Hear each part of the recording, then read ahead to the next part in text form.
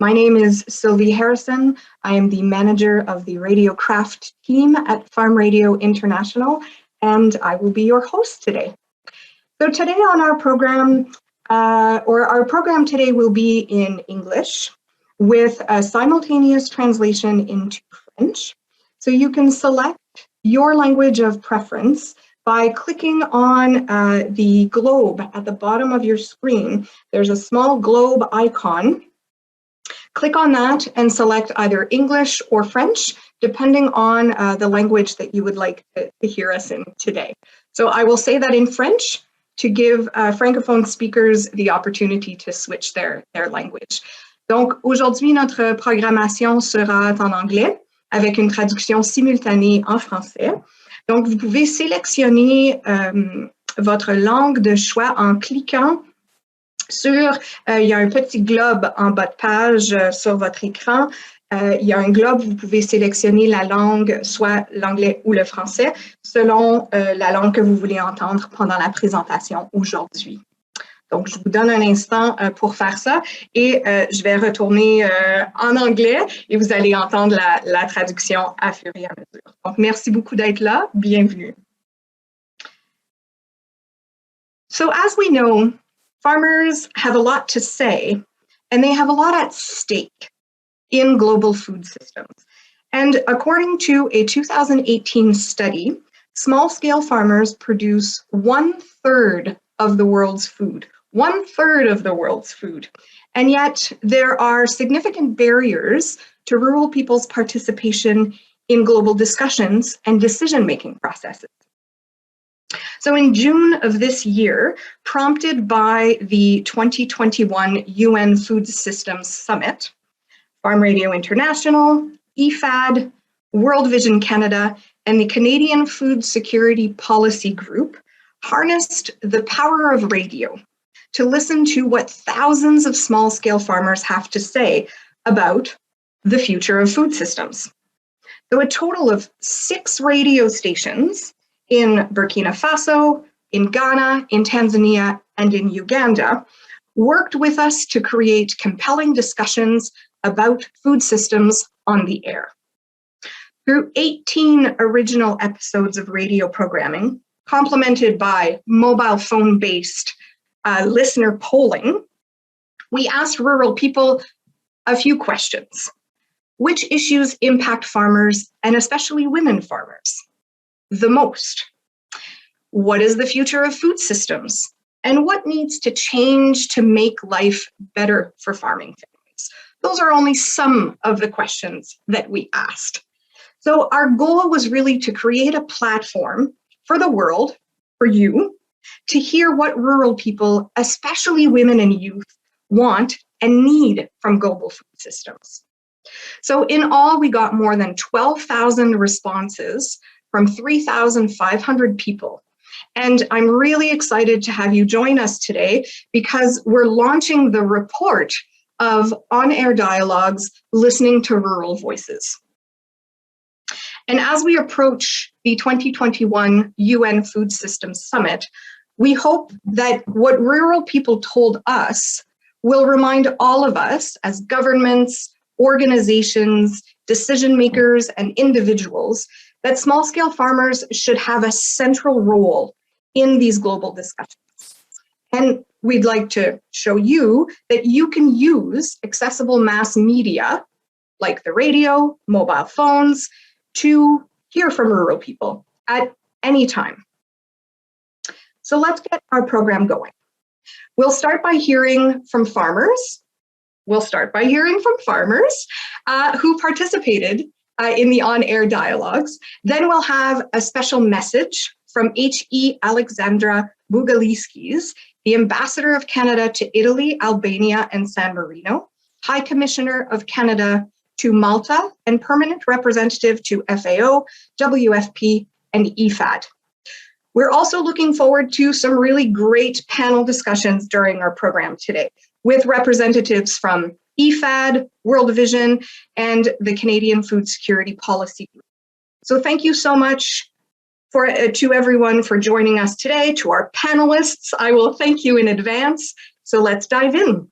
Anga ka senekala teme na ya so mwe tumne pulu ne tumba la nye ka kameli dem se onta ka sene juga dola porque sene kanu ka dola o ka se ka tanye ulo tumne fe ka fo abantu balina okukyusa mu gundi mu ngeri gye balimu amu ne ba improvingamuuko mbeera kayunga amanya gange yenze Oliver Kamunyo many myself agrika karimense kama akuya follow loose main point in the town tebe amutu ayakuya jona yi that's ka nu kanga deme do dae ka unu bi deme suma uka usika kredura ala amba bale jibu langu natakiwa uwe na uhifadhi mzuri wa chakula, uwe na uhifadhi bora, soko nzuri ya chakula ambayo itaweza kusaidia familia yako kwenye kukabiliana na hali ya mabadiliko ya hali ya hewa na njaa. Mbere yo ndoza abantu balina okulima emmere nga tebagifuuyira ebibalanga ebyo kubifuuyira ddagala ly'amaanyi enva endiirwa kuzifuuyira ddagala lyotamanyi gye liva so n'obanga okozesa ebinyumusa ebyaffe ebyekinnansi mwebale nnyo mwebale ddala. Twagala small scale irrigation kubanga omusana mungi mu kitundu kino kugamba ngu tukyuse embeera za buli omu. Nemeshase senka ebitimi bya omunyede omunka kuyafuo nimbomu na omunfa ajinkire ewo biaho obi ade ni problem ba no omahe omune agric for no ma kambu no mahe asolve individual problems afi no omunzo nimdia omo edefa kuya no hono na nko omudi aka ho. Bonjour, hello. It's a pleasure to be here with you today to launch the On-Air Dialogues report. This difficult year has taught us many things, including how interconnected we are. Security, health, hunger, inequality, climate change, they're all inextricably linked, and what happens halfway across the world has a direct impact on lives and livelihoods in the countries and communities where we live. More frequent natural disasters like wildfires, droughts, floods, and heat waves directly impact local and global food systems and disproportionately on the most vulnerable. Canadians are also feeling these impacts. This summer, our prairies have been faced with a severe drought, and this has stunted crops and forced farmers to sell their livestock off early. Sadly, we know this isn't an uncommon challenge for food producers around the world. But I am optimistic about our future. Many of the answers are out there already. Smallholder farmers, Indigenous peoples, and rural leaders have the knowledge and experience to help transform our food system sustainably. We just need to listen to their voices and to build on their knowledge. In the Canadian province of British Columbia, the Wildfire Service is working with First Nations to incorporate traditional practices developed over millennia to support sustainable and more productive food systems. And in the past, Canada's First Nations controlled wildfires by using carefully timed preventative fires. This experience can now inform our way forward.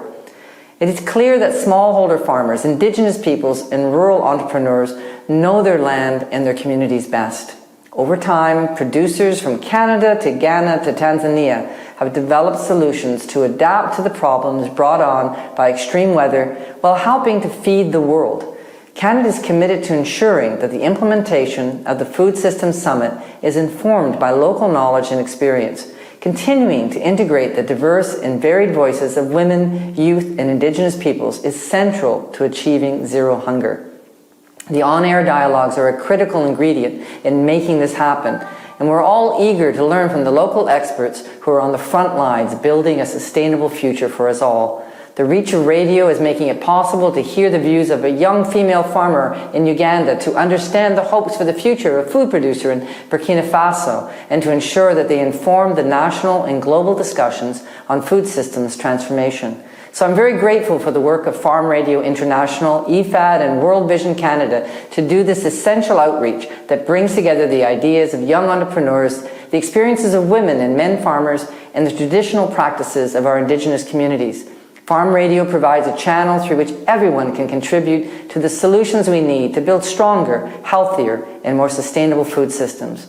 And I look forward to continuing to hear the inspiring and rich inputs from farmers and communities around the globe as we seek to achieve the Sustainable Development Goals. Thank you. Merci beaucoup.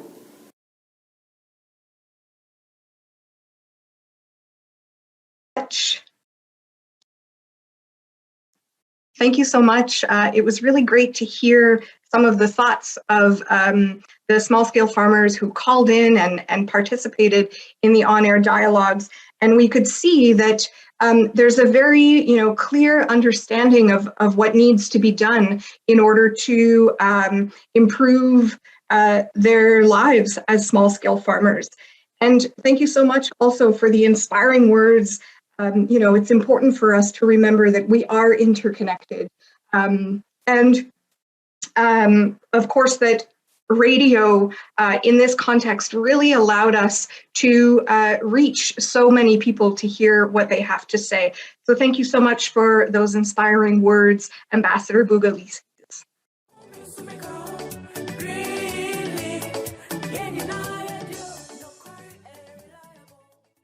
So we're now joined by two passionate communication advocates. The first is Rex Chapota, the Senior Advisor for Strategy and Growth at Farm Radio International. Rex is a highly experienced international development leader with a visionary business perspective on making agriculture in sub-Saharan Africa an engine for sustainable economic growth. Our second guest is Helen Tapper, the Director of Global Communications and Advocacy at the International Fund for Agricultural Development, or IFAD.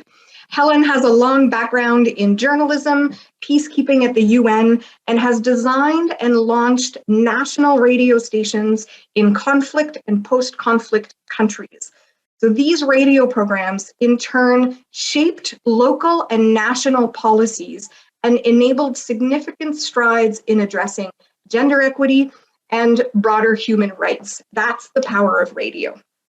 Hello, Rex and Helen. Hi. Hi, great to be here. Thank you so much. So Rex, I'd like you to tell our audience a little more about the on-air dialogue. So can you give us an overview of what was done? Thank you so much, Sylvie. Actually, the on-air dialogues started from what I can quote from the ambassador. It was about bringing in the local experts, the actual smallholder farmers in the remotest parts of sub-Saharan Africa, to bring in their voices into this global conversation. Therefore, Farm Radio International, through the power of radio, which is the closest mass media that most of the small-scale farmers can be able to access, not only to hear, but also to engage into the conversation, were able to be brought together into this dialogue. And this dialogue really was looking at the key action tracks around the UN Food System Summit, so that they can be part of that conversation. And it was special because most of these small-scale farmers are the ones who would be unheard in such a global conversation like this. But we know that these are the food soldiers in terms of feeding the world. Therefore, it was really great to have them on air to engage with also other service providers like the extension people, but also fellow farmers and broadcasters, to be able to share their own aspirations, their own issues and needs that they have, which need to be heard at the global scene. So in short, on-air dialogues were about amplifying the voices of the most remote rural small-scale farmers, women, men, and young people to be part of the global conversation on how we can feed the world equitably and sustainably. Thank you so much, Rex. And I'd just like to add to that each radio station that participated in these on-air dialogues did 3 episodes each with a Food System Summit action track. So the specialty action tracks, 1, ensure access to safe and nutritious food for all, advance equitable livelihoods, and build resilience to vulnerabilities, shocks, and stress. So there were 3 radio programs that went on the air on these subjects. So Helen, I'd like to hear from you about why this programming was so important to do. Thank you. Yeah, it was definitely important. And, you know, Rex just said it very eloquently. Radio continues to be a key solution to enable farmers to speak to each other, to address community issues, to access wider pools of information and education, to ensure their voice makes it into policy dialogue, not just farmers really, but people and communities in the most remote areas around the globe. That is a key way to ensure that that dialogue happens. The question actually comes up and again. We are seeing a shift around the world, that it is important to include local realities, local cultures into solutions as we move forward to strengthen our various systems, including our food systems. But then there's a gap in terms of how do we actually do it? How do we listen to people? How do we make sure that their voices are heard? And radio is one of the most potential, the most incredible tools when it comes to this. Radio coupled with digital technology, which we have the privilege to have access to today. And that's what these programs have been able to showcase, albeit at a pilot level. But they show that their effectiveness in connecting the local issues to national and international audiences. They enable to connect the dots between the need populations have, especially, like we said, in the most remote and often rural areas, to have access to basic services, to their capacity to share local realities, but also knowledge amongst each other, highlight their specific concerns from the ground to decision makers at regional, national, international levels. How can we expect to leverage sustainable solutions and strengthen systems, as one example, if we don't engage the people behind our plates? And furthermore, I think by engaging people, enabling them to lead, there is a strong signal that they matter. And just that mere fact curbs local community tensions. It reduces the risk of conflict, often spurred on by a lack of access to basic survival needs such as food, water, but also being given a voice. That is something that is absolutely fundamental as we move forward. Finally, since there is this recognition that local solutions are key, that we must speed up our response. We must change quickly to address the global crisis we're facing, from the climate to health to instability. And so these programs are one key and concrete solution. We can see through these results how people's priorities and needs are different. We can see that actually by looking at the outcomes of the surveys, some of the global understandings and global thinking behind what rural populations need are actually quite different from the results of the surveys themselves. For instance, the fact that youth do see them evolve in rural areas, or the fact that access to financing and credits are extremely high up on the list in terms of conclusions. This is why these programs are so important. They need to guide the decision-making going forward. Thank you so much. Rex, I'd like to take you into a little bit more of a technical area of the radio programs. So we mentioned that we especially wanted to reach women and youth. And so what are the ways that the on-air dialogues were able to do that? Thank you so much, Sylvie.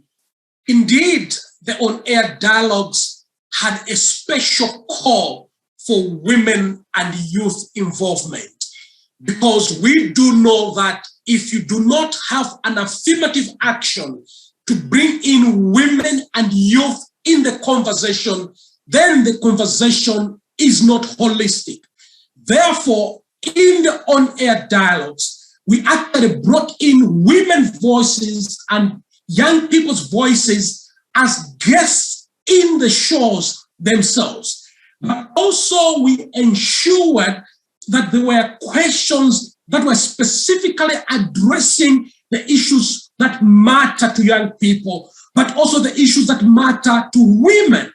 And actually, during the airing of the shows, in our collaboration with the broadcasters, we ensure that the time of the show is being aired is also conducive and accessible to women farmers, knowing that we can miss them in the conversation if we are not talking about the issues at the right time.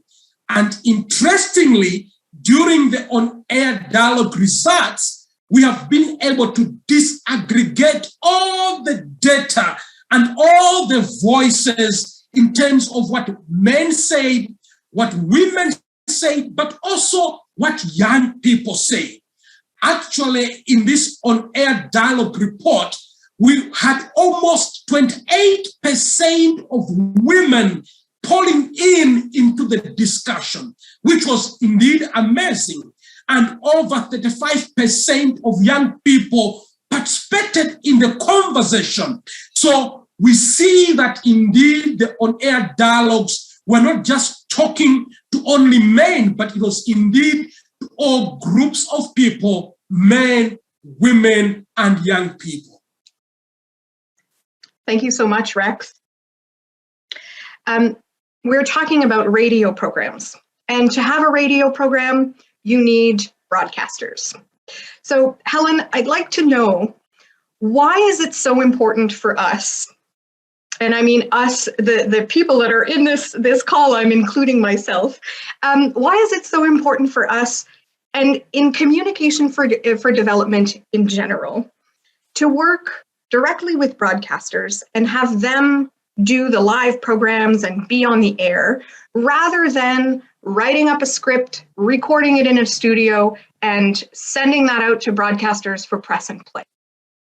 It's a great question. And really, when we're talking about local solutions, we're talking about local realities, we're also talking about those local broadcasters. Who knows better how to connect to the realities of the local population, but the local broadcasters themselves, the journalists, the people who can express themselves in the local languages, but also really have a fundamental connection to those people. There's a trust factor that is extremely important here. Nobody can just walk in to a community, to your home, into a place and just start asking questions without knowing you, without knowing who you are. How are you going to trust the person that you're speaking to? And so that's what makes the difference. And, in the radio stations that I had the privilege of launching in peacekeeping operations, one of my fundamental rules was these were for local journalists to speak to their populations.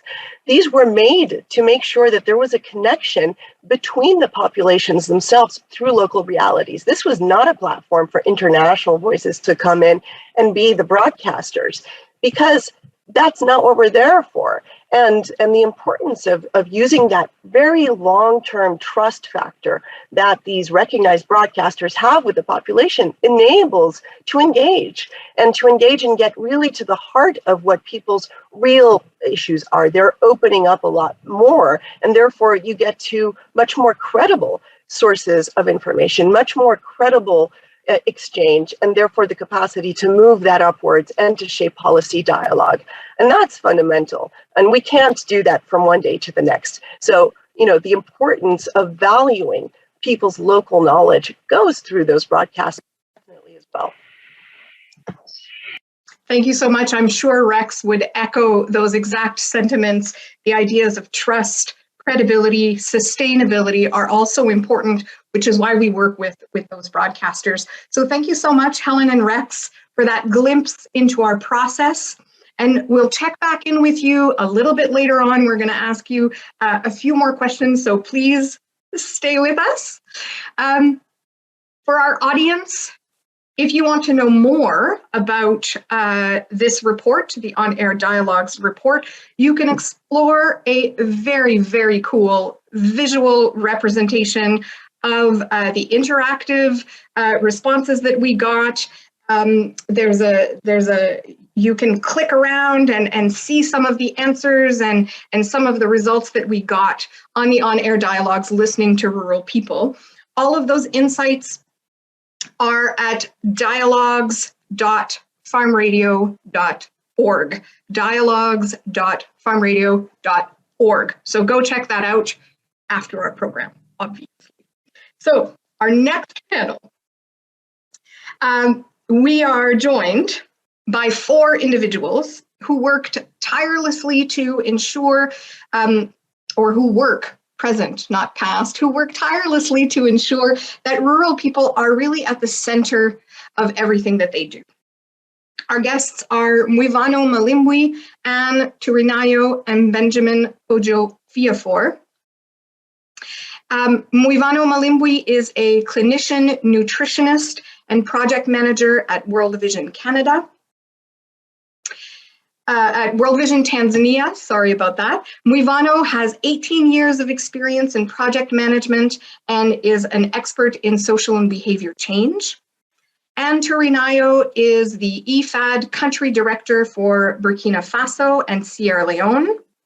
Anne is passionate about sustainable rural development and rural transformation and has over 15 years experience as a practitioner in the field. Benjamin Kojo Fiafor is the Farm Radio International Country Director for Ghana. Benjamin has 21 years of experience in agricultural development programs, strategic planning, and leadership. Mwivano, Anne, Benjamin, welcome. Thank you so much for joining us today. So together, we'll take a deep dive into the results and the implications of the on-air dialogues. And for everyone joining us, you can ask questions to our panelists using the Q&A function of your Zoom. And this also applies to Rex and Helen as well. If you have questions for Rex and Helen or our panelists right now, you can go ahead and put those questions in the Q&A, and we'll have a Q&A towards the end of the panel, towards the end of the programming, and we'll try to get to as many of your questions as possible. So let's kick off our discussion with a short audio from Peace in Uganda. tulina okubeera nga tukola nnyo okubeera nga tuyimirizaawo famire zaffe then. Excellent. So I always like to hear a little bit of what people are saying. We can hear the languages that were used during the radio program. As you'll notice, none of it was done either in English or in French. All of the radio programs are always in the languages that are spoken in those areas. So let's look at some of the key findings from the report. Mwivano, I'll go to you first. You're an expert in health and nutrition, so let's look at the results related to this. In the report, the results show some really interesting differences between the responses that women and men gave regarding diets. So can you unpack that a little bit? What are some of these differences and what might those differences represent? Thank you very much, Sylvia. If you look to the question that was asked about the quality of food, the result shows that women are somewhat more concerned about nutritious inadequate diet than men by 29.6%, where men was 25.7%.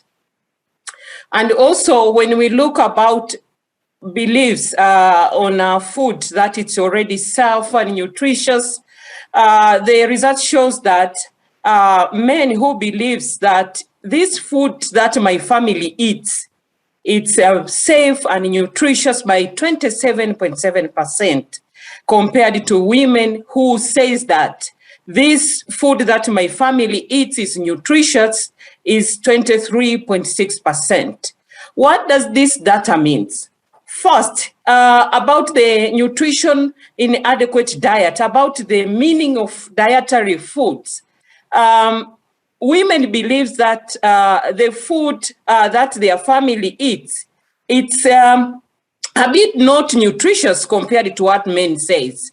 This could be to the intervention. If we go back some years back, most of our health and nutrition intervention was addressing to women. So this could be the knowledge that the women has from the education, from the structured health talk, from the antenatal, postnatal, from the clinic. As we all know, women are mostly visitors to the health facility than men. So this could be the reason that women are more knowledgeable compared to men. But when we look about the interpretations of this food that my family eats is nutritious, this could be that if we look back to our African cultures, that men serve the food in a special way, and they are served first.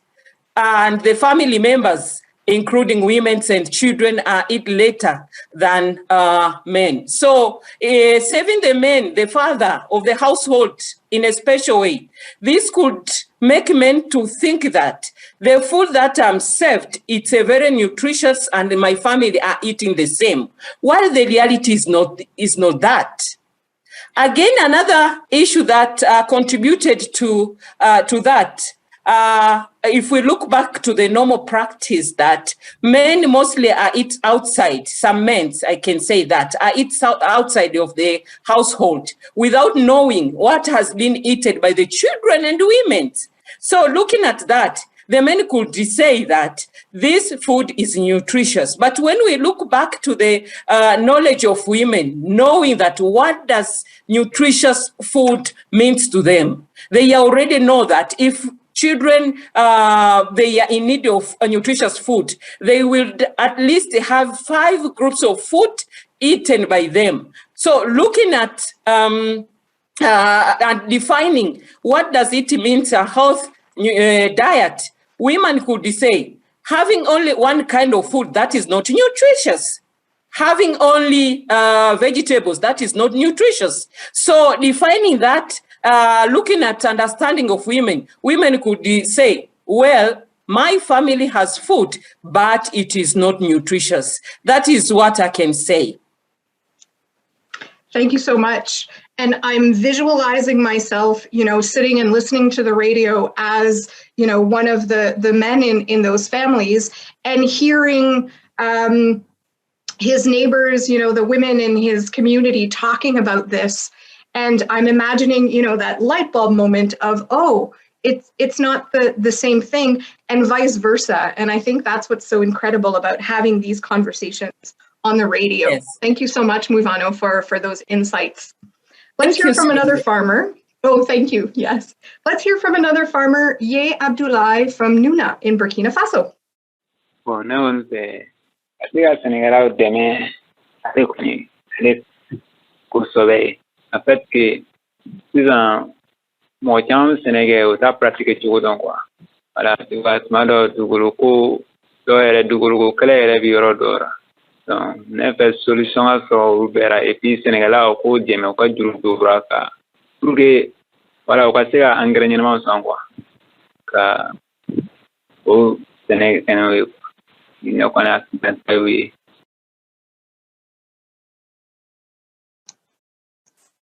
Excellent. So for those of you that were reading on the screen there, we could see that we're talking about access and control to land, credit and loans. And this question is for you. In the report, and from the clip that we just heard, we saw that women and men expressed similar needs when it comes to succeeding in agriculture. So those are loans and credits, secure access and control over the land, better information, high quality inputs, and better market access. And the issues of loans and credit, land and inputs affect women especially. So can you tell us a little bit more about the factors that are at play here? Well, thank you so much, Sylvie, and good morning, afternoon, evening, everybody, depending on where you are. In fact, Sylvie, as you may know, It is a fact that small-scale farmers and other rural people, despite their substantial contribution to feeding the world, are disproportionately poor and hungry. Women and youth and indigenous people actually are particularly vulnerable to poverty and hunger. The situation can change if our world leaders listen to the needs expressed by the small-scale farmers, hear them, and prioritize solutions to meet these needs. For example, the issue of access to loans and credit, as the report from the dialogues has shown. Several factors account for the inequitable access to productive resources like loans, credit, land, inputs, and these vary in nature and magnitude from country to country, and sometimes from community to community. Actually, if you're from the field, you will know what I'm talking about.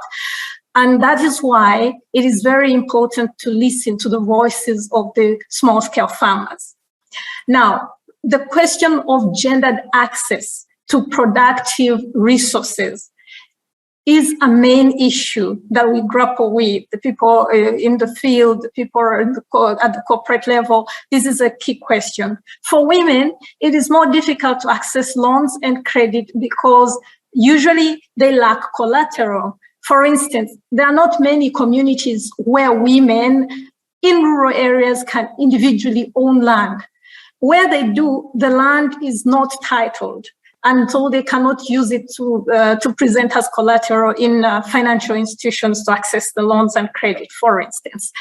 And as you need to note also that the penetration of such formal institutions, financial institutions, in rural areas is still very limited in most instances. Therefore, where land ownership is communal, it becomes even more complex. You see, in terms of usage of the land for farming or collateral to obtain loans and credit. Not having secure land tenure means that when investing in agriculture, one has to be careful because there is a risk the land could be taken away from you. So for women, women settle for the production of shorter term, less economically lucrative crops like vegetables. Now, the responsibility of feeding the households usually rests more with the women, as Mivano pointed out. Now, taking loans is a risk. If you take a loan and you're not able to pay back, it could risk the land on which you farm. And I'm not sure many women are willing to take that risk. So the issue of access to finance is intertwined with the other factors of production. And I am talking about land itself and other inputs, agricultural inputs. And that is why it is a key issue that we should, and everybody should listen to as it has been expressed in the dialogues. Thank you. Thank you so much. And it always makes me think that in many countries, there are laws around access and control to land, but there's a difference between what the laws are and then what is practiced in smaller communities. So all of that just sort of gets that ball rolling, and you can see how one affects the next thing, affects the next thing, affects the next thing. So thank you so much, Anne, for that explanation. We'll go to a last video before going to you, Ben. So this video is from Frederick, or this audio, I should say, is from Frederick, who reached us from the Bono East region in Ghana. The Enkameni Swafo Hekuyajumas, the Enkamea must be a farmer home, Nema Wumbusia, Simumbia, New Nanka Midamo, my Finchiremapa. Ombe faso adia yuki azuma ekere omtambi merebia meko mu tuamo o radio so kasamfoni TV so ma o mankire se de ya yuki azuma meko suyi odase. So we're talking here about, where do people get their information?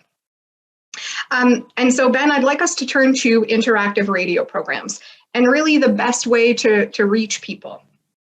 We see in the results of the report that the most trusted group for information is family, friends, and neighbors. They're the first group. Radio was the second most trusted for information.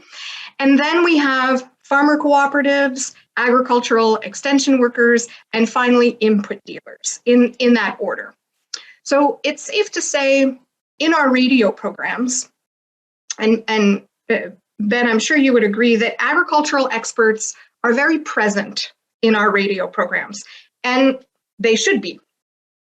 But using the information we just heard from the report that family, friends, and neighbors come before extension workers and farmer cooperatives, so using this information, how do we really build radio programs that people trust and that people will listen to? Thank you very much, Sylvie. Good morning and good afternoon to you from wherever you are. I think this dialogue has really given us enough information to help us work in the best way to reach our dear farmers. They have given us a very good information that confirm that, yes, farmers continuously and are very much comfortable from learning from other farmers. That is why we see this result telling us that, yes, they learn or they trust family, friends, and neighbors for the information. The simple reason is that, one, this information is something that will make or unmake them throughout the season. So they want the right information. To make use of this in ensuring that we continuously reach our farmers, I believe that we need to begin to design our communication materials. If it is radio, we need to make sure we use the farmers to share the right information by bringing them as resource persons during the course of the radio programs.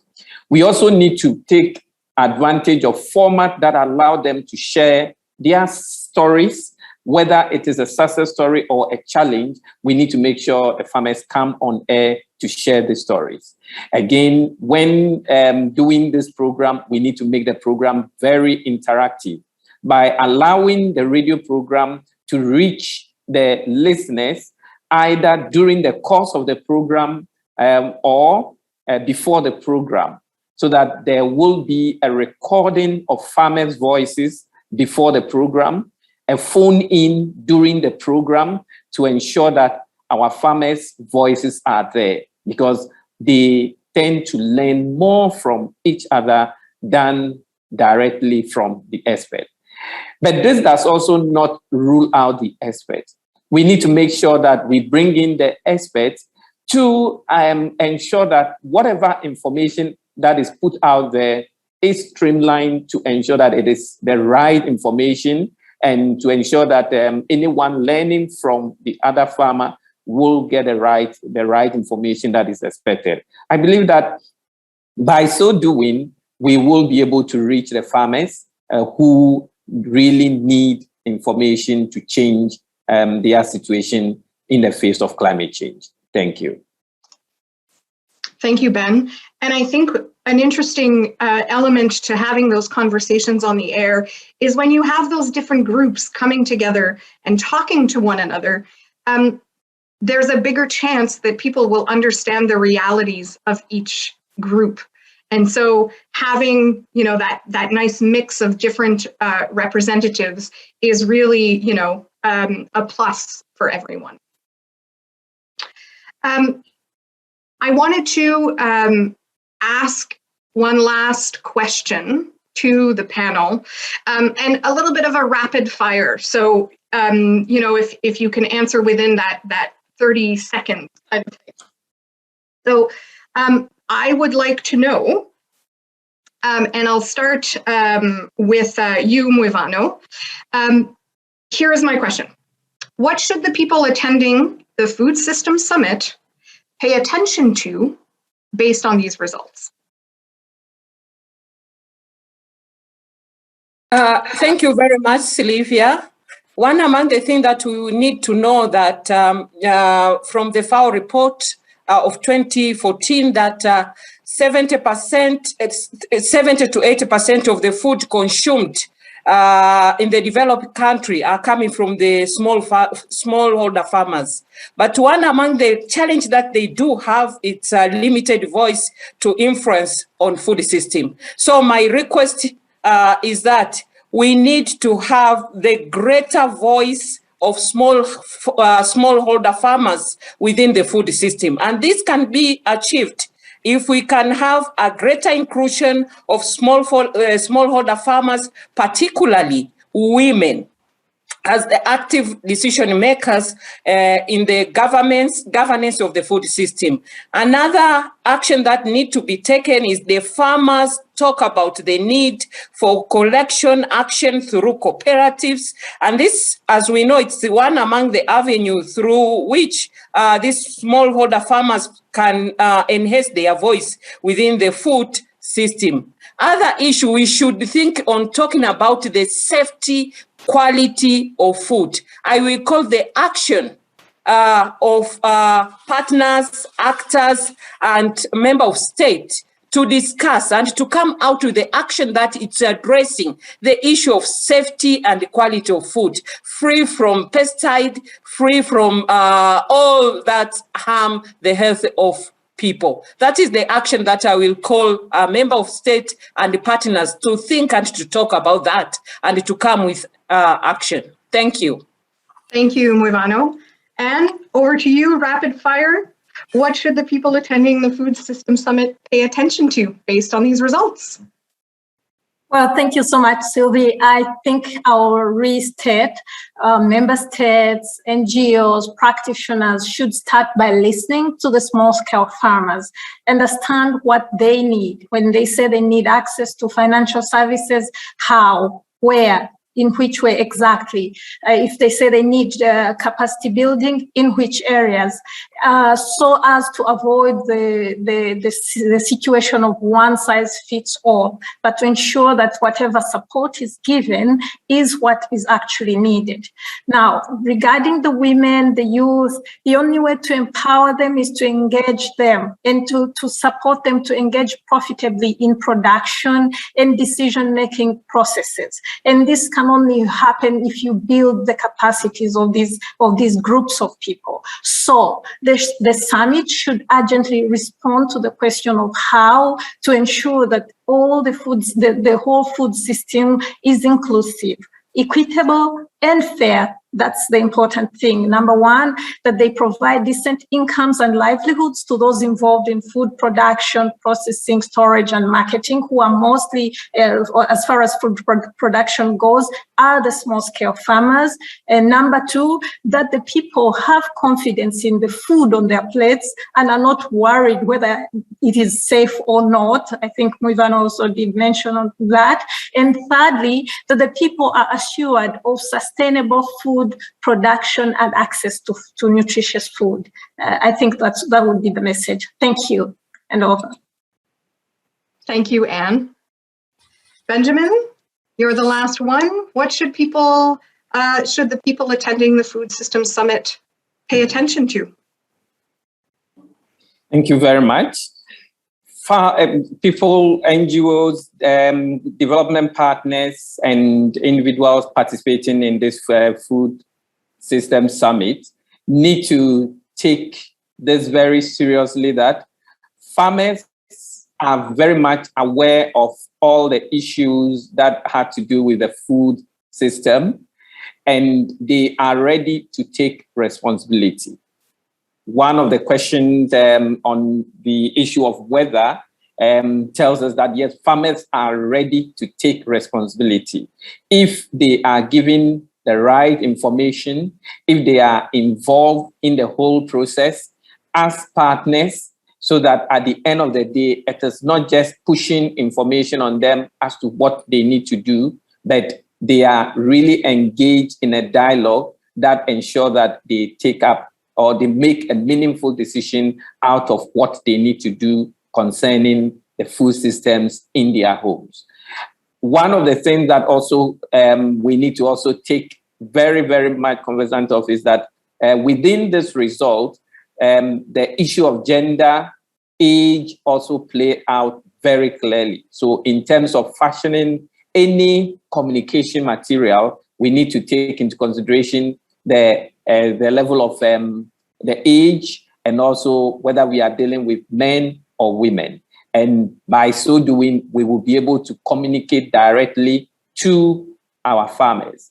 And it is very clear that radio still stands out as one of the channels that more and more of our farmers use in getting the information that they need. And I believe that when we continuously design very good programs that are very interactive, we will be able to reach all our farmers at the right place and at the right time.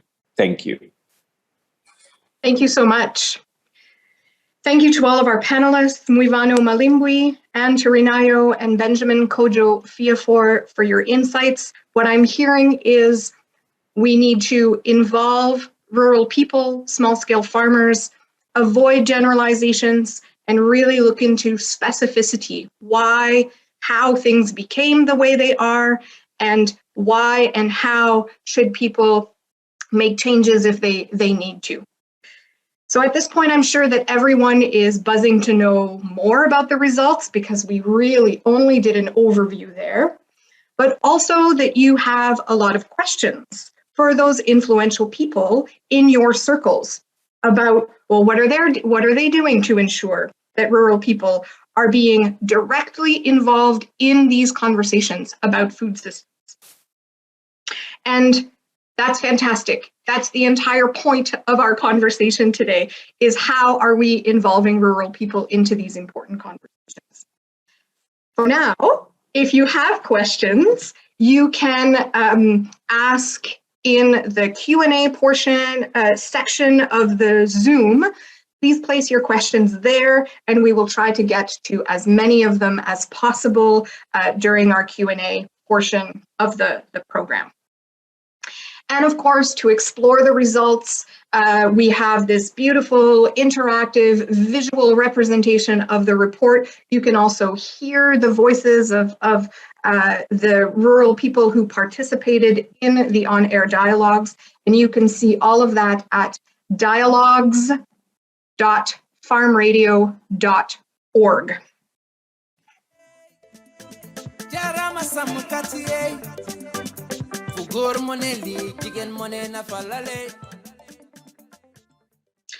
Up next, an inside look at the dialogues from our friends at Volta Star Radio in the Volta region of Ghana.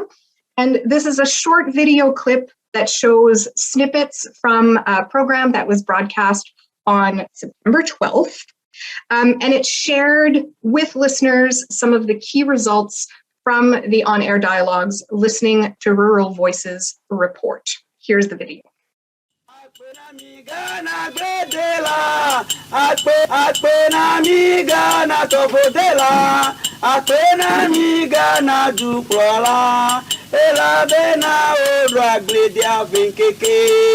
Ngatepe ungebe eyugado agbledela fe nkeke media bubu mu a Volta Star Radio ha fe bubu dagbledela mu wana enye agblede omicho eya tanye chaniga amani gbadago enye ntepe matro be hehe maduko fofu fa habobo gande do ade asinami be mi ajuro nu mekplemi be vieto ela be wode jesimi agbledela bletodolawo ke agbagba jeje yo mi todolawo mi edetome eyi mi edewona me be mi temu fofu nu chuchu awa e Georgina mi alegbegbe e Georgina do fe yokata leta de na dodua do fe wenye IFAD Farm Radio International ye Volta Star Radio ha mi wo mi atosinwa mi todolawo enye jijo manyagbolo be mi wa de kakpelimi le kosidagbe o egbe feta roji mi popele ko ni be mi adakpe na mi dakpe na mi a mi agagbugbo nkuado nu yoji mi zo avaya mi adon ko jina mi ke bia do li wo dare moaji na mi fe torolawo be wa de o fe susu agbolochu emu gaka bia de kanye be ena bobu ebe mi ano agbledem ano miafe agbagbaje gake nunyame mano miafe lamewa nkomi nye police mama so ada close yabe ni de kai kana na be nye fomya no la de die nye be nye be nye lo me ga gbe ni do pokala ni tan ya bana alumi mo sana tire ke ali ci sire ke tinya gbe to ra mo ko a ci kan na re kuma ba corona ro alo corona do ngere mo na ku cha ko ya do ga wondo me ni le a ci ka wa mo na ci ka dan ku ke do du ha ga jiyo ke jogbenyi anomia ngobe ameyo hewana ya degu ameyo do adamuna mia odumoto de siade agakpo gomen for justice amegashi bakpere David Rejoice Daniel wawenye ameyo cho ho teaching hospital wokwa nyafe la mesefe adamudodogbo ba anyo be mi asemia no vi yo medafia mia mi asofe gbe wado egbenami elabe waweli mi ohamili for justice square David Rejoice mi awizo mi zo vivi se serve de frère money home ba miawe nanya takaka miawe do adamu miawe khoronu majibe mi atire menami agagu gbodonku enyati nyako yo mi adibe wano to menanya selao kude ni nyame for vivi nyenyenyu mi la bremanu kuzam kahima je ko ma me dugbe na toro la oken yemi no nu fu ma mi fu ni cho nyame fufufu yemi be nyama do nyo na be carbohydrate kena na mi nse kahima akpon sa mi pon ni cho carbohydrate ya yemi be carbohydrate a mi atan po le mi afe blie agbali ete pleto me mi ga fu ni cho nyame bubu ke mi atan po cho elan alo apa alo elan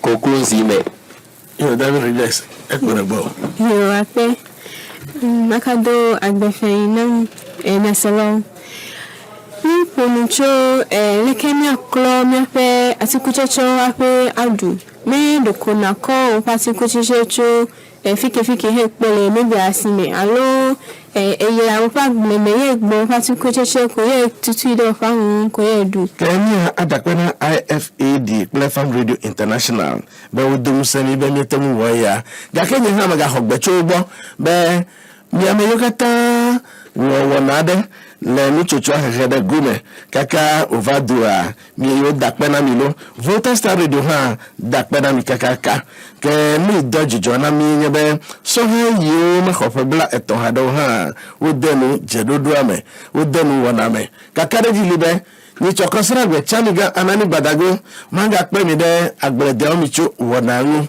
ke ni chokosra igbadagbe ya mi aga gede mi ape kadudu pele mi be mi ha mi atemu adenu mi ape wona bubu awome abe ala emi wonene me di jogbe mi de sia de na mi nene be kosra gbe mi ga se mi ape ngodo ha ya mi anya ebe agbede omichu wona e ya le mi apendo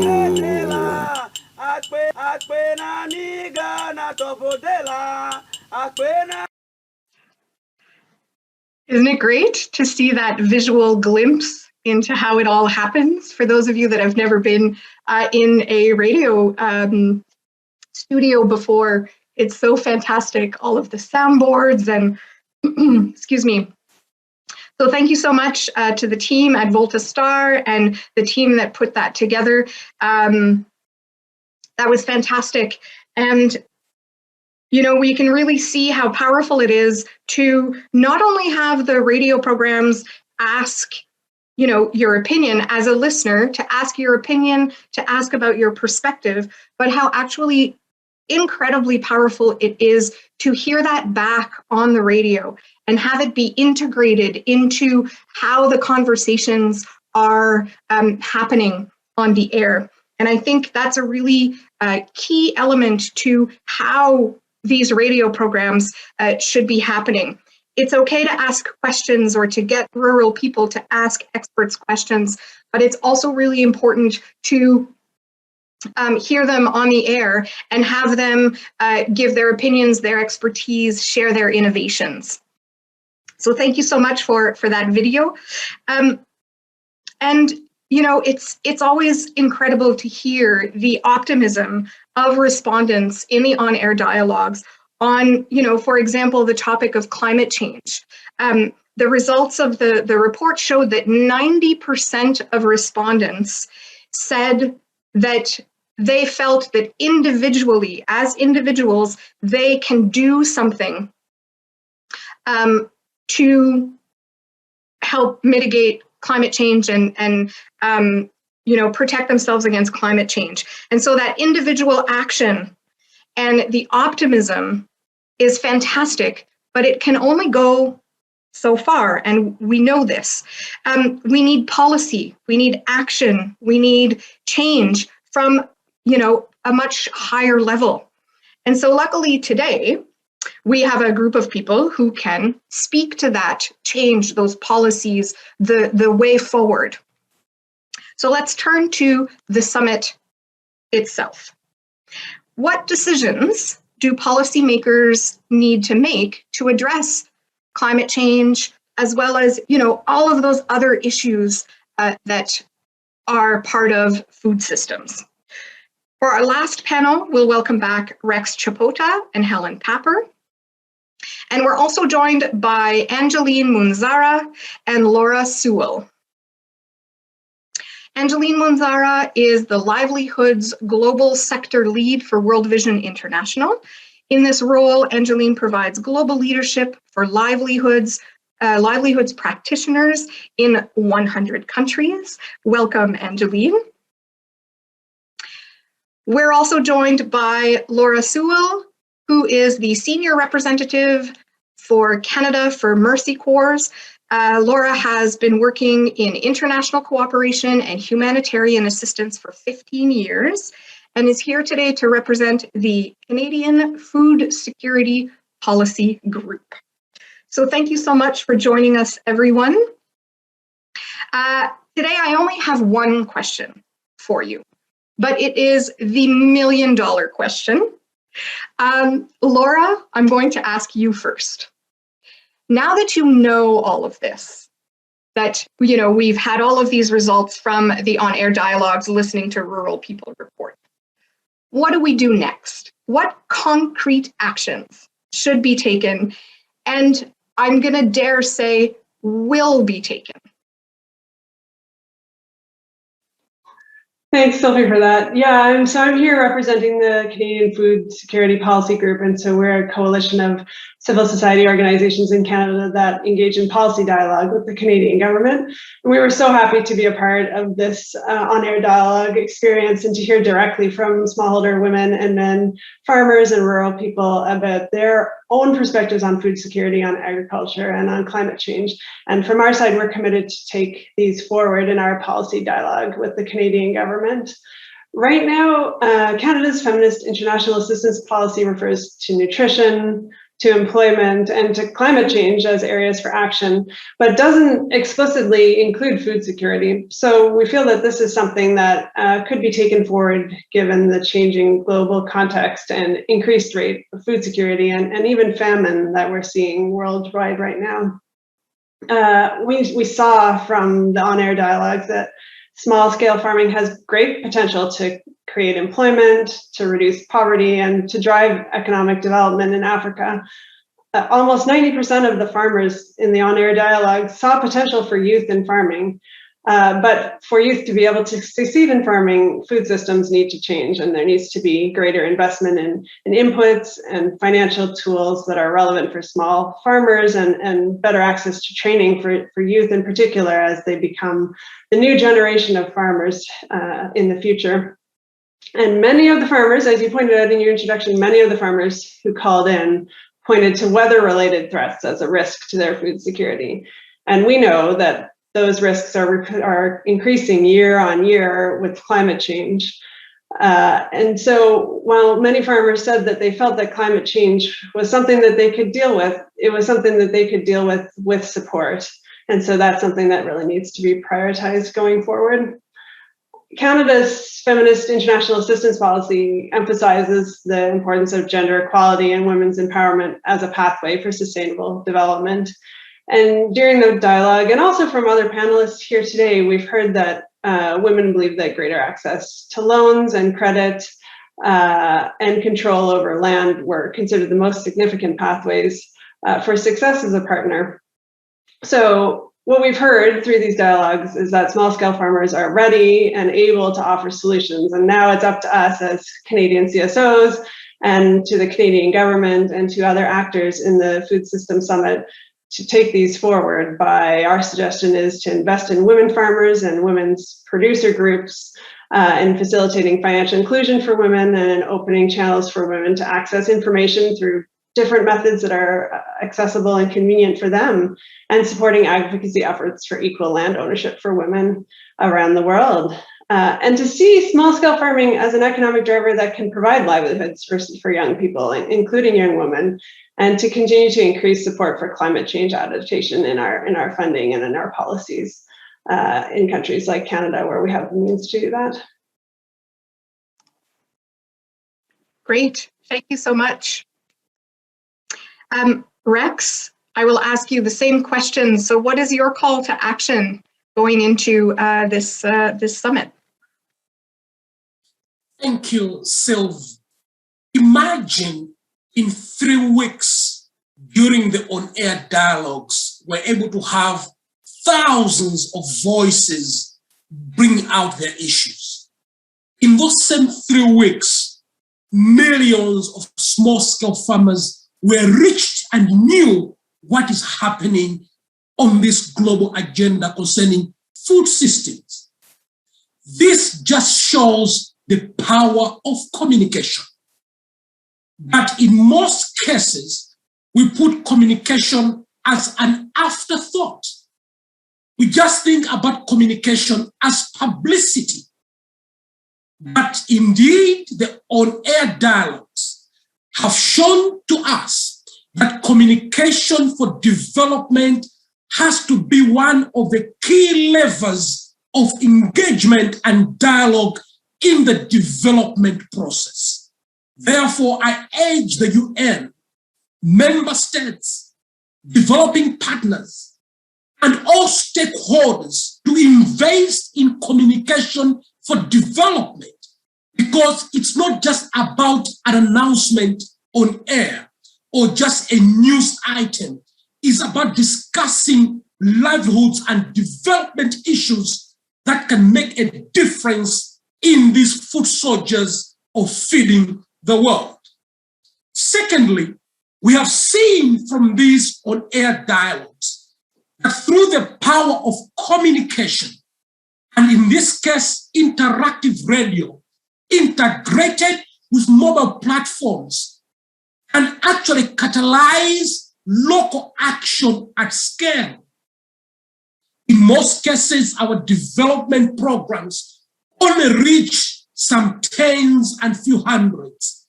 But when you utilize the power of mass media, like radio, integrated mobile platforms, we can catalyze local action at scale.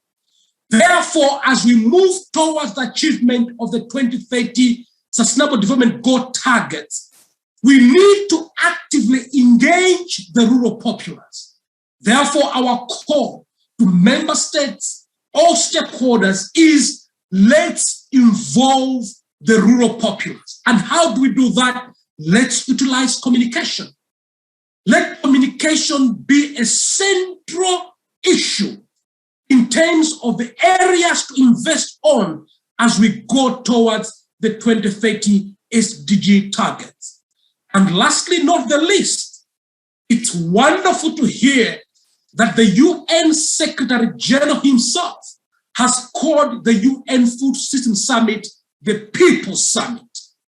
And indeed, if this is the People's Summit, we urge the UN that let this not be an event only happening on the 23rd of September. It has to be a continuous dialogue. It has to be a continuous engagement of the rural people, so that at every stage as we go towards the 2030 target of finalizing and fulfilling the Sustainable Development Goals, we have got people on board. And remember, these are the local people, that are indeed local experts in their own way, their voice ought to be heard. Let's involve them. Let's engage them, because that's the way we can be able to know the actual needs and the right investments that are needed in the rural areas of sub-Saharan Africa and other regions. It's time to invest in communication for development, not as an afterthought, but as a key lever in development narrative. Thank you. Thank you, Rex. Helen, last but not least, what is the message you want to leave to people heading into this summit? Thank you. You're probably going to hear a lot of the same things, but I think it's worth repeating. This summit is about agreeing on specific measurable actions supported by funding to transform food systems. It's about holding ourselves accountable by delivering on our promise. It's about ensuring that when the summit is over, the right investments are going to be made to quickly bring new modern technologies, especially in the digital domain, to the rural communities that are central to feeding us all. But this can only be done if the mechanisms in place and solutions crafted going forward address the true issues populations need support on. As we have seen at the outcome of this pilot project, each community, each country has different concerns, different priorities when it comes to strengthening their lives and their capacity to deliver in rural areas. So, as you've just heard my colleagues say, we must put innovative communication and digital tools at the service of the much needed dialogues and information sharing at the core of global strategies going forward. If we don't dramatically invest in these mechanisms and dialogue solutions we are showcasing here today, which are not simple mechanisms, but are actually, they're not just simple support, but are actually operational and strategic importance. How can we truly reflect local needs and ambitions in decision-making processes, truly engage those who have so much to teach the world? We will fail them and fail the world if we don't make this major shift. So let's use these voices to amplify local realities, shape policies to ensure, for instance, that women have access to land rights, listen to the youth's ambitions to stay in rural areas, but who need the adequate information channels and financial access. There will be no true sustainable transformation if we don't listen. There's an ambition to rebrand agriculture and offer concrete solutions, but that requires offering rural communities opportunities that work for them and address their specific needs. Healthy, sustainable food systems offer benefits that go far beyond human health and nutrition. They are key to a world without poverty, to biodiversity, to a healthy planet. They're integral to global resilience and peace. We've heard from rural people what we need to do, hand in hand with them. Now it's time for global leaders to listen, to act accordingly by investing in these approaches, such as the ones we have demonstrated today through this pilot project, but at a much larger scale, to ensure the outcomes are what lead decision-making and cross-sectorial innovative solutions going forward. And finally, very quickly, we can see through the survey results that they fall very much in line with our ambitions at the International Fund for Agricultural Development, which is making sure we reach that last mile. We ensure agile financial mechanisms reach those smallholder farmers so that they're not left behind. And that is why, as we move forward and we continue our call for increased investment in the work that we're doing, we are also standing here to say this does meet the needs of those rural populations. It is time to support them, to support the world. The people behind our plates matter, and today we have an opportunity to unite in common action. Thank you. Thank you so much, Helen. And I said last but not least, but I lied. That's not true at all. Last but not least, I will go to Angeline, and I'm going to ask you the same question, Angeline. What concrete actions should be taken in the upcoming summit? What are some of the decisions that we should be seeing? Thank you so much for the opportunity to say a few words on what needs to be done to have meaningful food systems dialogues for the benefit of smallholder farmers and their families. As one of the global food systems champions, placing smallholder farmers at the center of these dialogues is of paramount importance. The food systems discourse is critical to achieving zero hunger and ending poverty by 2030. And it will help to reduce the prevalence of malnutrition and wasting amongst children who are being pushed further into poverty, into hunger, recently exacerbated by COVID-19 impacts. Policymakers, what they need to know or to understand is the fact that to the smallholder farmers, both male and female, food systems approach is a way of living rather than a concept. This is their livelihood. They are the backbone of the global food security as they produce more than 70% of global food production. Yet, they remain poor and divorced from decision-making processes on food systems. Smallholder farmers face multiple challenges we have heard from the findings of the report, such as climate change, lack of security of land tenure, access to finance, credit, market access, and extension support services on regenerative and agroecological approaches to boost their agricultural production. This is why, in my opinion, they need to be fully and equitably represented in these discussions and be part of framing of sustainable solutions that will help them to transform their food systems and diversify their livelihoods. But sadly, their voices have been largely absent from the global food systems discussions and decision-making. The food system dialogues and post-summit engagements, they need to provide opportunities to listen to the voice of the farmers. As I've said, this is more than a concept to them. It is a livelihood. It is a way of life. And we should allow smallholder farmers to speak for themselves as they possess in-depth knowledge. They possess the expertise, the necessary experiences on how to transform food systems to be more gender sensitive, to be more inclusive, to be more sustainable, and to be more resilient. So denying them this right during and post the Food System Summit dialogue will risk the summit promoting solutions that are at minimum do not meet the needs of these smallholder farmers, and it will push them further into food insecurity and poverty. And so I would like to close by saying this adapted from the research report as one of the global food systems champions advocating for the voices of the smallholder farmers and to see them meaningfully engage in the discourse, which I believe that opportunities will be provided for them to air their concerns and to also be part of the solutions. Let's remember, food systems begins on the farm. Food systems begins on the farm, and it is the heritage that the smallholder farmers wish to leave for their children. I read this from their report. So it is not just for the present farmers, but they want to leave it as a heritage for their children.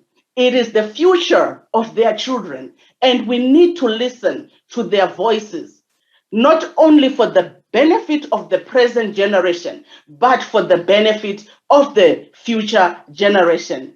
Let's hear the voices of the farmers and let's help them shape the future of their children and transfer the indigenous knowledge systems, the expertise, the experiences that they have to their children so that we can continue having them being part of the global food systems and contributing to global food security, and hoping that by taking these necessary steps, we will achieve zero hunger, zero poverty by 2030. So let me stop here.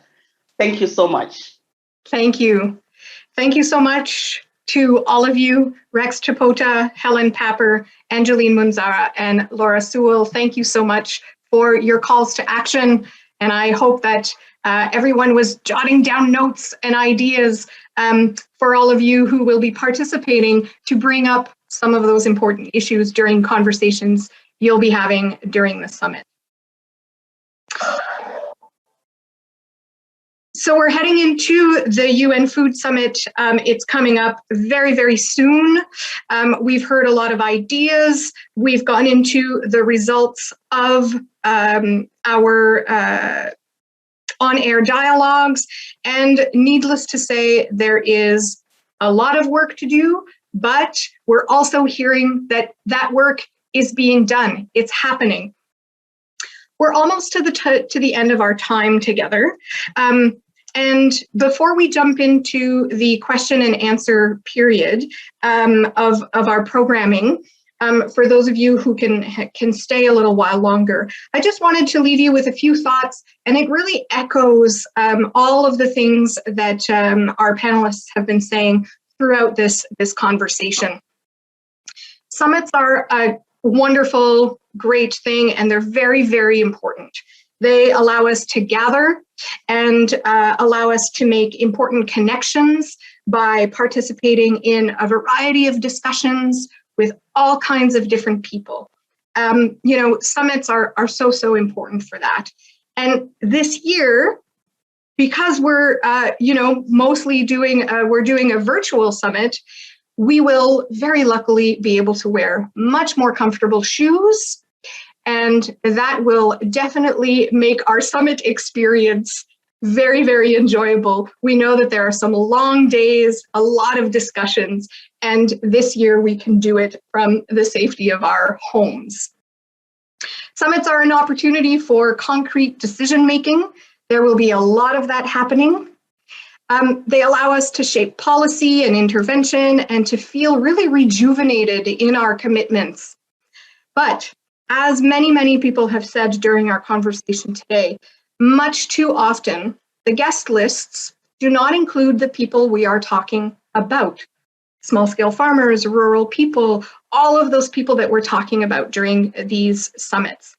The inspiration for the on-air dialogues was really to use the most accessible form of communication, the radio, coupled with mobile phone interactivity, to really listen and to include rural people in the Food Systems Summit process. So going into this year's summit, let's really strive to not only put ourselves in rural people's shoes, not only to invite and actively listen to rural people, but also to act on what they are telling us and embrace the complexity of food systems and the very concrete implications they have on the lives of the people involved in them. Let's move forward from today with a renewed commitment to rural people, not as an abstract idea or as data, but really, truly as real people with a real capacity to contribute to the conversation about food systems. So a reminder for those of you that are interested in learning more about this report and the results that we've gotten from this report, you can go to dialogues.farmradio.org for a really beautiful visual representation of these results. You can also visit ifad.org/rural voices, ifad.org/rural voices. And if you want to learn more about Farm Radio, you can go to farmradio.org. Thank you so much for joining us today. We have a few minutes for some questions. I think we've gone a little bit over time as the discussions have progressed. There's so much to say, so that often happens. But we have a few minutes for questions. If you're able to stay, please do. But if you do need to go, thank you so much for participating today and joining us in this conversation. Have a wonderful rest of your day. For those of you staying, let's get to those questions. I'll get through as many as we can.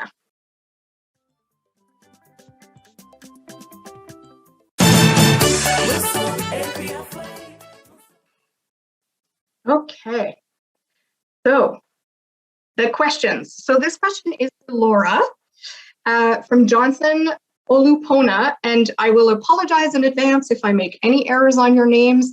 I do want to say them, but apologies in advance if I mispronounce. So Laura, this question is for you.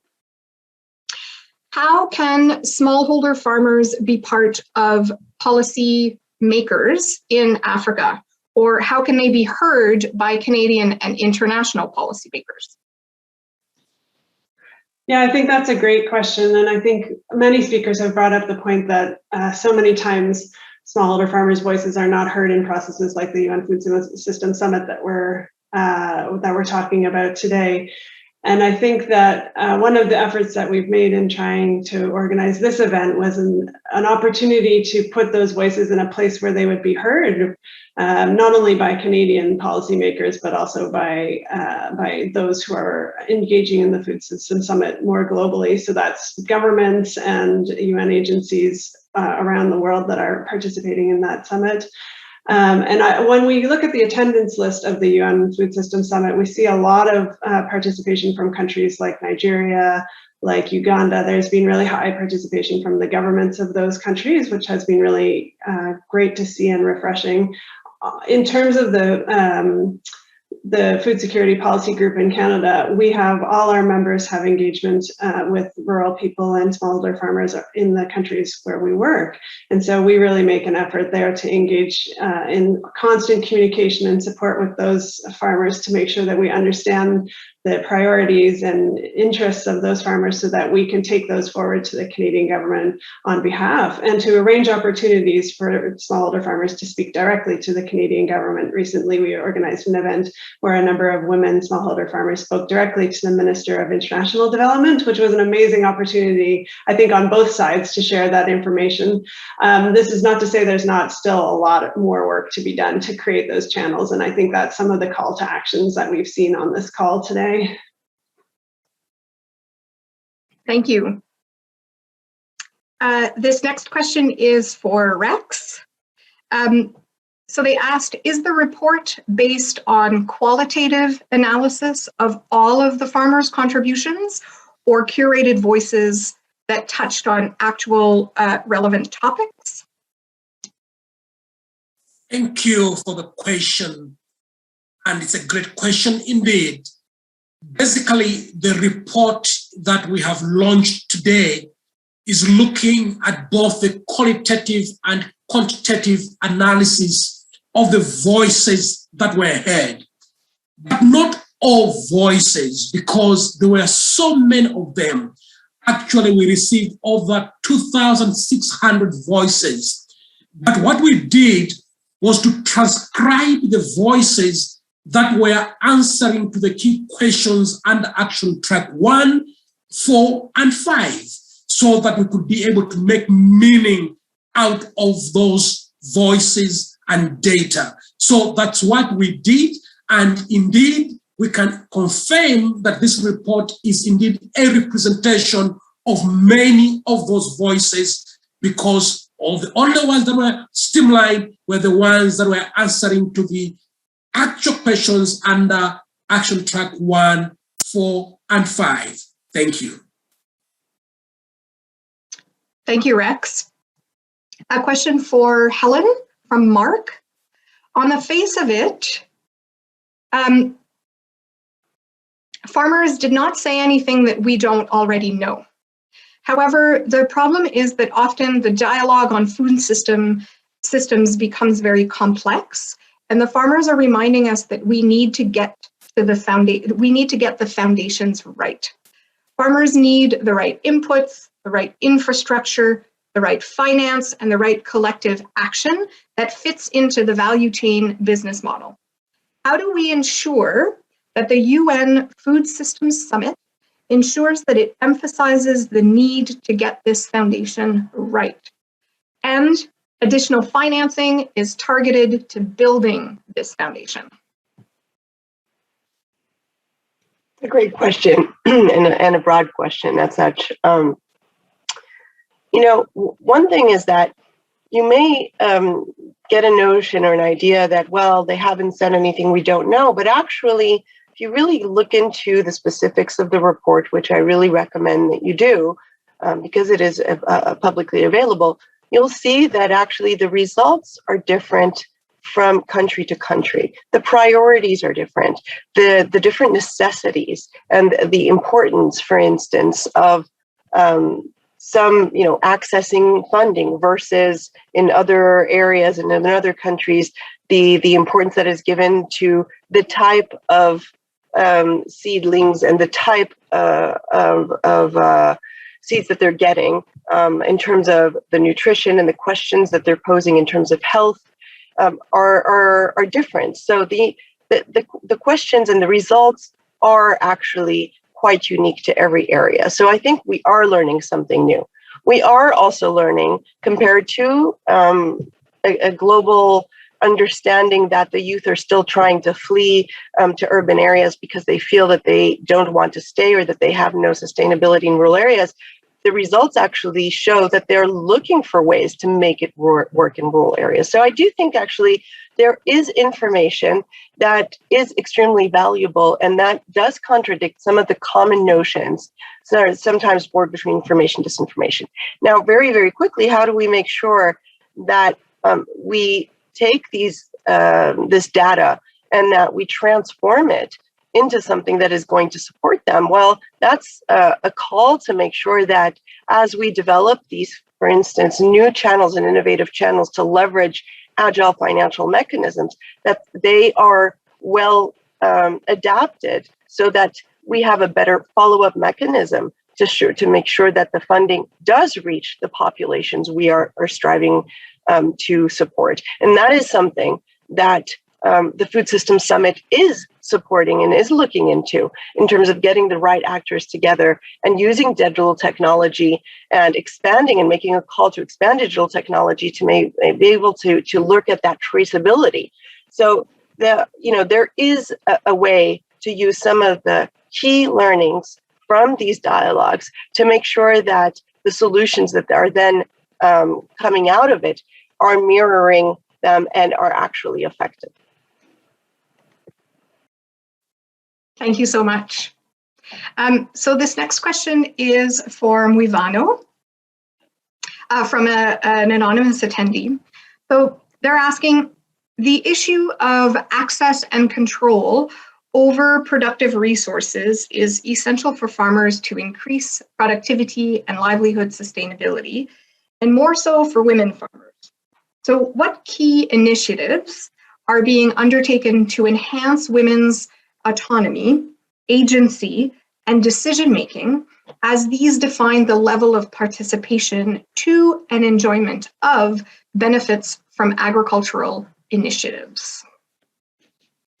Thank you very much. I'm working in Enrich project. It's enhancing nutritional service to improve maternal and child health. I will take example of what has been done by Enrich project in Tanzania. One among the key issue in promoting women autonomy is to empower women so that they can be part of decision making at the family level. But the decision makers from the African context is the men. So without forgetting men behind, we need also to empower men to understand what are the women's rights, what can be done to empower women so that they can be part of this decision making. So from the Enrich project we had, and in Tanzania particularly, we focus on empowering women using the channels of men.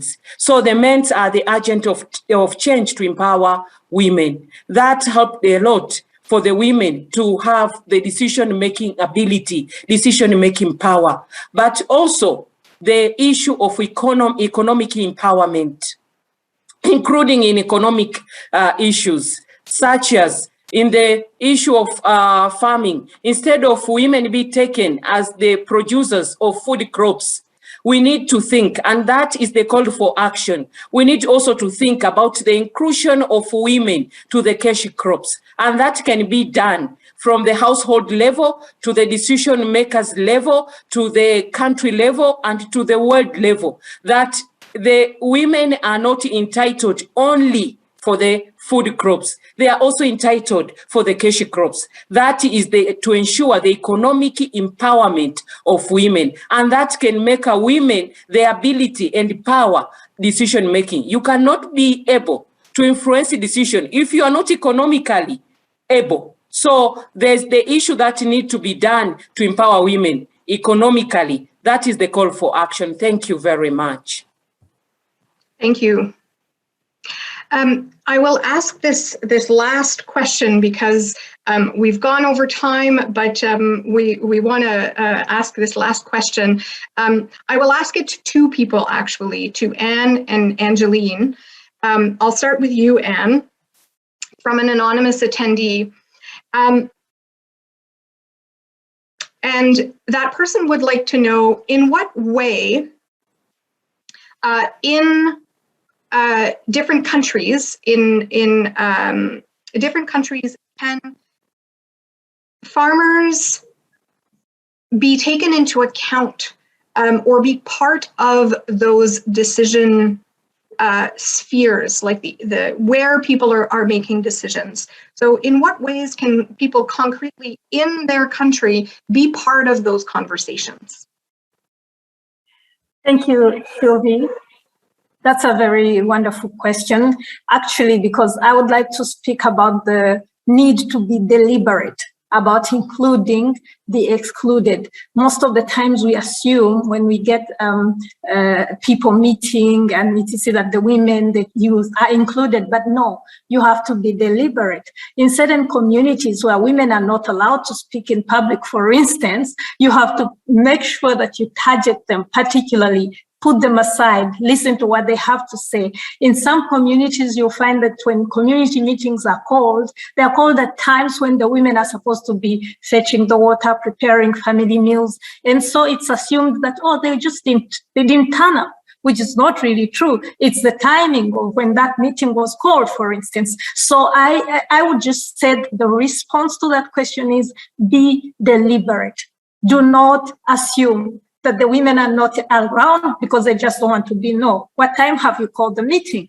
If it is in a joint meeting where you have both the men and the women, be careful, because culturally, in some contexts, women cannot speak when their husbands are around. You've got to put them separately. And the same goes for the youth, because in most contexts, you find that the youth are not allowed to speak when the elders are around.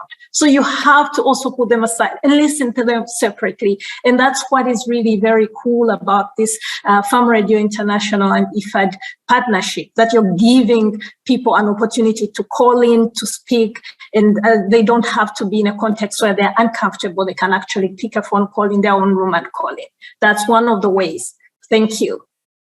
Great, thank you. Those are all very practical ideas. And Angelina, I'm going to ask you the same question, but of course in a completely different context. How do we make sure that people are involved and that the right people are hearing their inputs?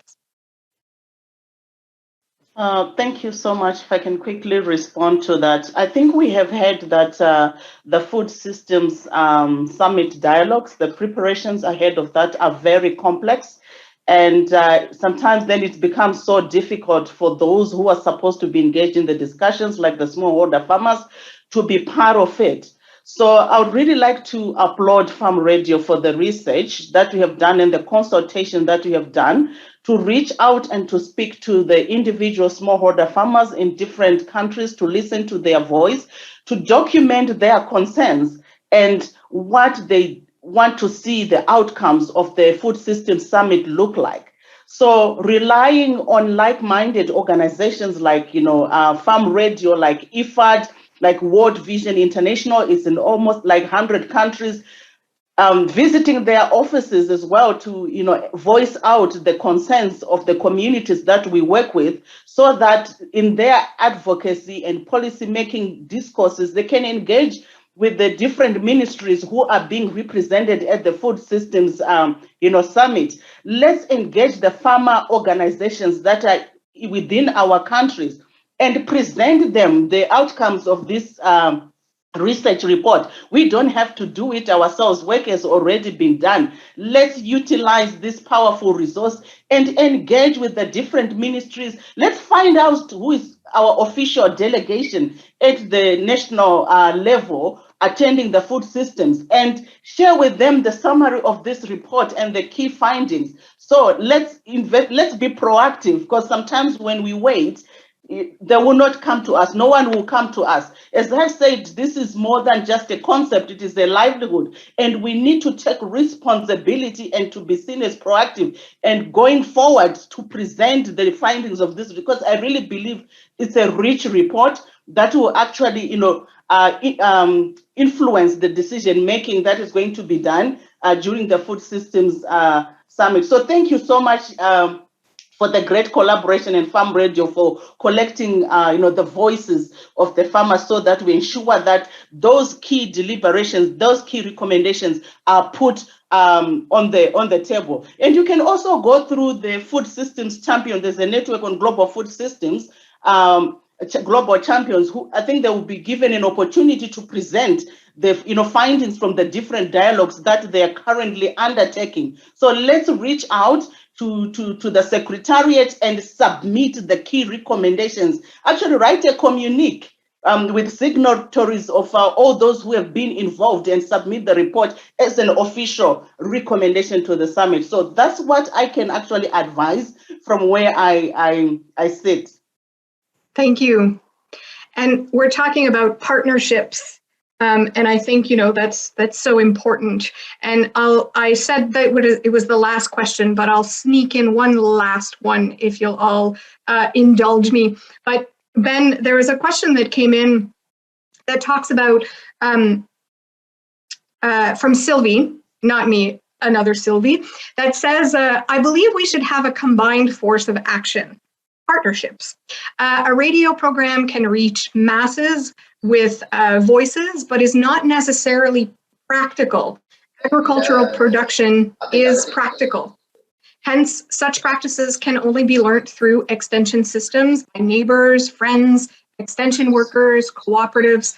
So how can radio programs and these groups work together?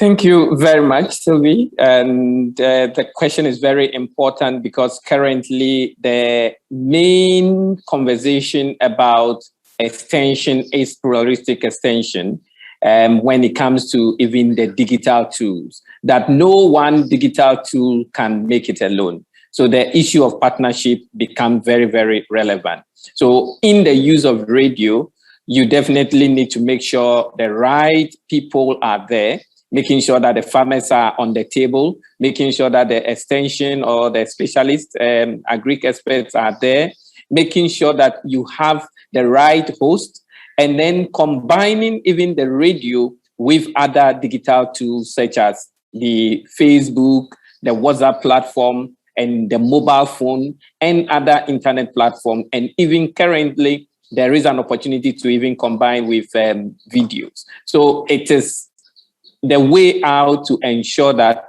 the last person is reached. Because if you do a radio program and refer the listeners to an extension officer on the ground, this helps the farmers to interact with this extension officer and give additional information to the farmers after the radio program. The vice versa, the farmer can, the extension officer can also ensure that he or she refer the listeners to the radio program after his or her interaction with the farmers. So this idea of partnership is a way out in reaching the last person that is on the globe. Thank you very much. Great, thank you, Ben. And Helen, I think you wanted to add in one last clarification around some of the results.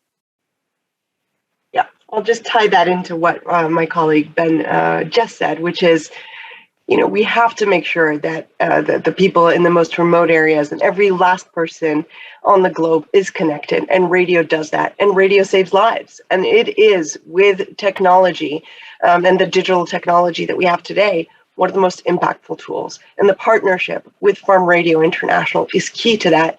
And so the global ambition is to keep expanding on that, because we have results to showcase it. It's not just talking. These are concrete results that we are actually bringing into the Food Systems Summit. So this was done very much in response to a global call from the United Nations Food Systems Summit to leverage independent dialogues. And on-air dialogues were added to that, and there were specific mechanisms which were used to make sure that the solutions and that the key concerns of the populations that participated were brought up through those mechanisms. So they are going to get to that global stage. We have followed the specific, and thanks to FRI's very diligent work with us on this, they have followed the specific mechanisms to make sure that they are part of the global dialogues and the global solutions being leveraged. And so it's something that is a little bit groundbreaking, I have to say, and that I think we're all very proud to be showcasing as something concrete that we're bringing towards the Food Systems Summit together. Excellent. Thank you so much. So that is the end of our program for today. Thank you for all of you who have stayed a little bit longer. I know that we've gone over time, but when we're talking about such important topics and everyone is so invested in all of this, of course, we have a lot to say. But thank you once again to all of our speakers, Muivano, Anne, Laura, Angeline, Benjamin, Rex, Helen. I hope I'm not forgetting anyone, but thank you so much, and thank you for all of you who have been listening. I want to thank everybody who was behind the scenes helping out, and also the Storm Events Limited. Thank you so much for all of the background work and loading up all of the videos and the audio. Thank you so much. It's really inspiring to think that we have the ability to really connect with and work towards a better understanding of the people we work for, rural people, and work with them to build better global food systems. And this conversation has certainly been inspiring. I hope that you carry that over to all of you who are attending the Food Systems Summit coming up very soon. So I was Sylvie Harrison for Farm Radio International and the On-Air Dialogues, Rural Voices on the Global Stage. Thank you so much for listening. Bye-bye, everybody.